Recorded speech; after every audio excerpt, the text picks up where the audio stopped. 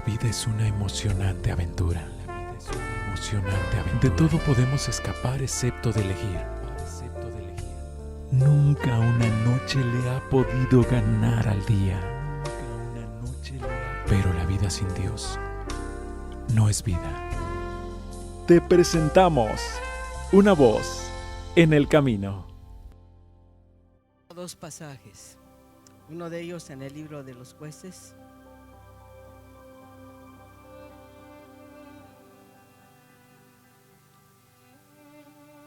capítulo 8, y después nos vamos al Evangelio de Mateo. Si hay algo que nos importe en este tiempo, es examinar de manera profunda nuestro corazón y analizar si de veras estamos listos para el rapto. Una de las cosas que debiéramos tomar en cuenta, y nos pasa lo mismo que a tantos otros, ¿se acuerdan ustedes del diluvio? Entre las cosas que el Señor dijo fue como en los días de Noé. Y no solamente se refiere a la violencia y a la rapiña de los días de Noé, pero ciertamente se refiere también a la profunda sordera del mundo de aquel tiempo. No solo la sordera, pero la ceguera. Recordarán que Noé estuvo predicándoles por 120 años y estuvo diciéndoles lo que venía, estuvo advirtiéndoles sobre qué hacer. Pero simplemente se burlaron, no creyeron, nunca había sucedido tal cosa, puesto que la tierra se regaba por un vapor que salía de la tierra, y bueno, él les decía que iba a caer agua del cielo y decían, pues es una imposibilidad, es una tontería, ¿quién cree eso? No le creyeron. 7 días antes del diluvio empezó una llovizna, empezó a llover. No era una tormenta, era una llovizna. Me imagino que la gente empezó a tener alguna preocupación y a pensar, bueno, está pasando lo que dijo Noé, pero no era mayor cosa, no era ninguna situación extremadamente difícil, así que no se preocuparon. Pero un buen día, de repente, el cielo se colapsó, la atmósfera se colapsó. Todo aquel vapor que estuvo ascendiendo durante todo ese tiempo se condensó y sabemos la historia. Las cataratas del cielo se abrieron, se rompieron las fuentes del mar y la tierra quedó inundada en prácticamente un momento, como en los días de Noé. En estos días creo que la señal más fuerte que el Señor nos está dando, bueno, ustedes han leído su Biblia. Sabemos que las creaciones anteriores, 3 de ellas, fueron juzgadas por agua. La tierra fue destruida por agua debido al pecado humano. Y que esta creación nuestra, también a causa del pecado, será destruida, pero no por agua, sino por el fuego. Bien, por tiempo hemos oído y leído sobre el calentamiento de la tierra, pero pasa exactamente lo mismo.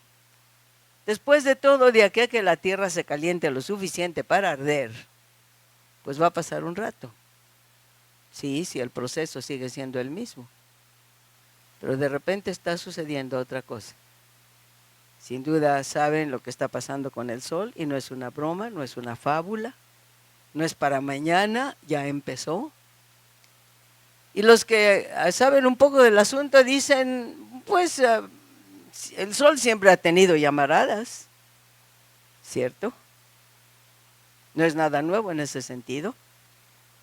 La capa magnética de la Tierra nos ha protegido durante todos estos siglos, pero de repente la capa magnética de la Tierra se está adelgazando, está perdiendo su fuerza, y ya nos pronostican que a partir de fines de este año y durante, dicen, 3 o 4 años por venir, pero particularmente el año que entra, el sol va a emitir llamaradas de tal magnitud que los científicos absolutamente no saben qué van a hacer. La tierra no tiene protección. Los ricos y poderosos de la tierra están haciendo lo que llaman búnkers. es decir, subterráneos, en los cuales están metiendo todo tipo de cosas que la riqueza puede proporcionarles para poder resistir. Se han estado preparando por 10 años, lo que quiere decir que en realidad saben. Si hubiera el tiempo y fuera la ocasión para ello, me gustaría platicarles un poquito sobre estos niveles de autoridad mundial. Y cómo estos niveles de autoridad mundial saben exactamente bien cómo moverse, dónde moverse y por qué moverse. No solamente tienen el poder político, pero tienen, por supuesto, la riqueza y tienen el concurso y el apoyo de científicos que, por supuesto, están también metidos en este tipo de situaciones. Otra historia, aun cuando es parte de la misma historia. Dada la situación, no puedo yo menos que pensar, Señor, está lloviznando. Y la misma reacción que hubo en los días de Noé está habiendo en nuestros días. Bueno, el sol siempre le ha pasado algo así. El sol, pues tal vez sí, tal vez no. Pero cuando esto suceda, va a ser de repente. No es el tema, es solo un pequeño preludio. Y no les voy a tomar demasiado tiempo, ojalá. Pero sigue siendo lo mismo. La palabra de Dios nos dice que el sol primero se oscurecerá en una tercera parte. Bien, para allá vamos. Ya empezamos. Y después el sol se volverá negro como silicio. El calor será tan intenso que los hombres maldecirán a Dios por causa del calor. Y dice, y no se arrepintieron de sus obras. Luego no importa de qué tamaño venga el juicio de Dios sobre el ser humano y sobre la tierra. Y el mundo, bueno, uno dice, el mundo es el mundo, han oído, no quieren. Lo grave no son ellos, lo grave somos nosotros. Porque en todas las iglesias donde se predica la palabra de Dios hemos escuchado y oímos y sabemos. Yo quiero preguntarnos, mis hermanos, en esta tarde, como nos pregunto donde quiera que voy, ¿de veras creemos? ¿De veras creemos? Aquí en el libro de los jueces tenemos un relato interesante, voy a leerlo primero, después voy a pasar a otro lugar conocido y un pequeño análisis para ver en qué situación me encuentro yo. Y cuando digo yo, digo cualquier yo de los que estamos aquí. El relato de Jueces capítulo 8 se refiere a Gedeón. Y empiezo en el versículo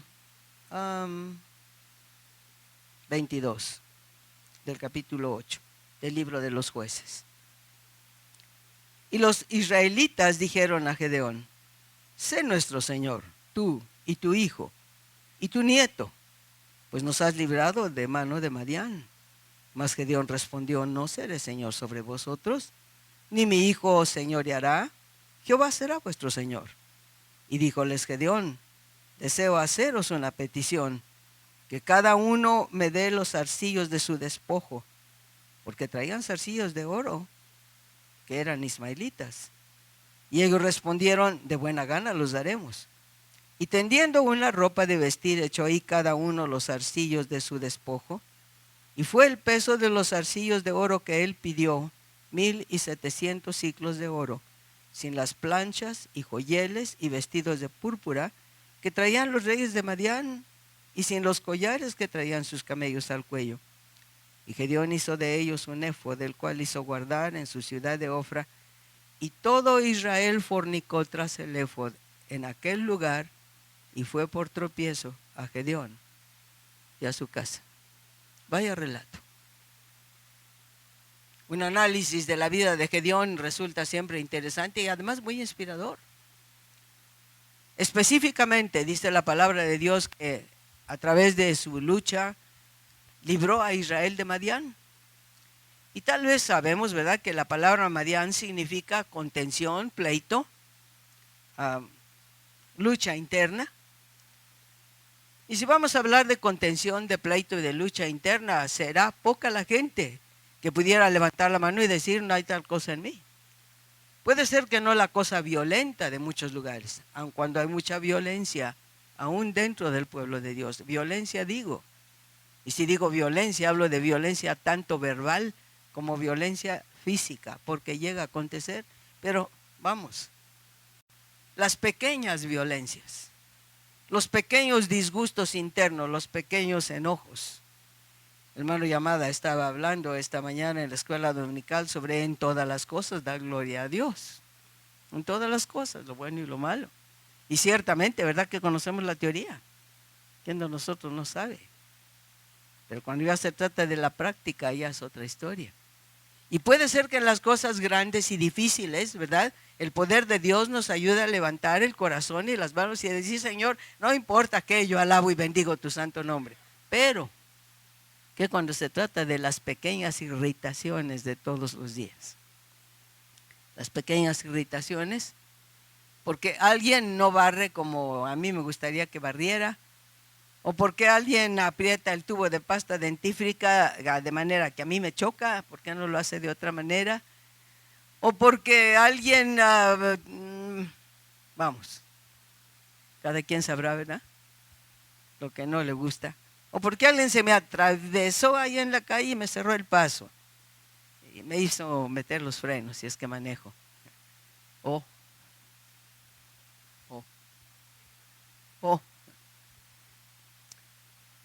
Dios luchó contra Madián, y no solo Madián, se añadieron Amalecitas, etcétera, etcétera. Y la manera como lo hizo fue la adecuada.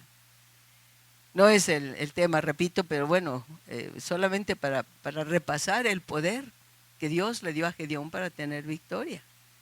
Usó las armas adecuadas. Tocó el cuerno recordando Dios, ¿verdad?, hizo el sacrificio adecuado. Dios le habló de manera muy consoladora, muy personal, etcétera. No solo eso, sino que además llamó en su favor y en su ayuda a la gente que debe haber llamado. Por ejemplo, el primero a quien llamó, aparte de Abiezer, que es otra historia, llamó a Manasés. ¿Saben lo que significa Manasés, verdad? ¿Alguien puede decirme? Los pastores no hablan, pero fuera de Manasés, fuera de los pastores, ¿alguien se acuerda qué significa Manasés? Olvido. Llamó al olvido, supo qué hacer. Llamó al olvido, ¿verdad? No el olvido de la mente, es imposible. Si alguien nos molesta, nos ofende, nos lastima, la mente por regla general lo recuerda. El verdadero olvido no está en la mente, está en el corazón. Cuando el corazón ya no grita, cuando el corazón ya no habla, cuando el corazón está en paz, sabemos que olvidamos. Y es ahí donde importa que olvidemos, aquí en el corazón. Cuando el corazón ya no se inquieta, ya no se molesta, ya no se irrita, ya no se entristece. Uno sabe que ha olvidado. Y Gedeón llamó a Manasés, llamó al olvido, y vino el olvido y lo ayudó. Y las otras tribus que no mencionamos ahorita, ¿verdad? En fin, lo hizo todo bien. Después de haberlo hecho todo bien, todavía en la última cosa, los últimos que venció aquí, que fueron Seba y Salmuna, otros dos reyes madianitas, los israelitas estaban muy contentos. ¿A qué hora debo terminar? ¿A qué hora debo terminar? Bueno, no, sí debe haber límite. Hermano David, tú estabas hablando de eso. ¿A qué hora debo terminar? No hay límite. Cuando los vea dormirse ya hay límite. No, gracias, hermano, tendré cuidado. Pero estos dos últimos reyes que venció Gedeón, que tienen también su lugar en la historia personal de cada uno de nosotros, les ganó también a ellos, ¿no? Y a los israelitas muy contentos le dicen, sé tú nuestro rey, sé tú nuestro Señor, y tu hijo después de ti nos has librado de una cosa tan terrible como Madián. Sé tú nuestro rey. Y cuando alguien nos ayuda para tener victorias internas, cuando alguien nos ayuda para tener un triunfo en relación con nuestra vida espiritual, nos sentimos gozosos, contentos, y debemos, por cierto, ser agradecidos. ¿Quién lo duda? Pero Gedeón también se portó bien. Dice, no, yo no voy a ser su Señor. Jehová será vuestro Señor. Lo hizo bien. Pero había algo en Gedeón. Después de eso, le dice a la gente, sí quiero pedirles a ustedes un favor. Y ellos estaban listos para lo que fuera. Dice, quiero que me den, si se fijan, los zarcillos de su despojo. ¿Saben lo que son zarcillos, verdad? Los aretes. Denme todos los aretes que ganaron en su despojo. Y ellos respondieron de muy buena gana, ¿cómo no? Con mucho gusto. Y no solamente le dieron los aretes, pero le dieron todos los objetos de oro que se mencionan. El mismo Gedeón, por aquí arriba en el versículo 21, dice que cuando mató a Seba y a Salmuna, tomó los adornos de lunetas que sus camellos traían al cuello. Él mismo ya había tomado algún despojo, las plaquetas de oro que eran como media lunas por regla general, que se colgaba en el cuello de los camellos para adornarlos, y tomó todos los aretes, todos los zarcillos de oro que el pueblo le dio y se los llevó. El peso de ellos pues ya está ahí mencionado. ¿Y qué cosa hizo? Con ellos hizo un éfod, el cual llevó para su ciudad, y todo Israel fornicó detrás de este éfod. ¿A qué se debía y de qué se trata? ¿Qué cosa es un éfod? Un éfod era una cosa que era una especie de chaleco. Dios hizo vestir a los sacerdotes primero con una túnica, después de esto un manto, y después del manto se ponía el éfod. Sobre el éfod tenía 2 piedras de ónice en el cual estaban grabados, pues dice con grabadura de escultor, estaban grabados los nombres de los hijos de Israel, y los llevaba sobre los hombros, indicando con ello el privilegio que tenemos aquellos que hemos sido llamados a servir a Dios, así se trate de barrer el templo, de recoger la ofrenda o de predicar la palabra, que cualquier servicio para Dios es lo mismo, es un privilegio, es un gozo, de llevar sobre los hombros, como un niño o como una oveja, los nombres del pueblo de Dios para llevarlos en oración delante del Señor. Y esta era la cosa sobre estas piedras ahí. Y luego el pectoral, sobre el cual estaban también las piedras de los 12 nombres de los hijos de Israel, y ahí estaban el Urim y el Tumim. Eso era el éfod. Eso era el éfod. Sus colores son determinantes, pero bueno, eso era el éfod. Estaba tejido con oro, con cárdeno, con púrpura, con lino, con oro. Eso era el éfod. Y Gedeón mandó a hacer un éfod todo de oro, con los zarcillos que venían de los ismaelitas y con las plaquetas que venían del cuello de los adornos de los camellos. Y todo Israel fornicó tras ese éfod. ¿Qué le pasó a Gedeón? ¿Qué sucedió con él? Regresamos a Gedeón en un momento para ver esto, y vamos a un pasaje también muy conocido en Mateo, capítulo, ¿qué es?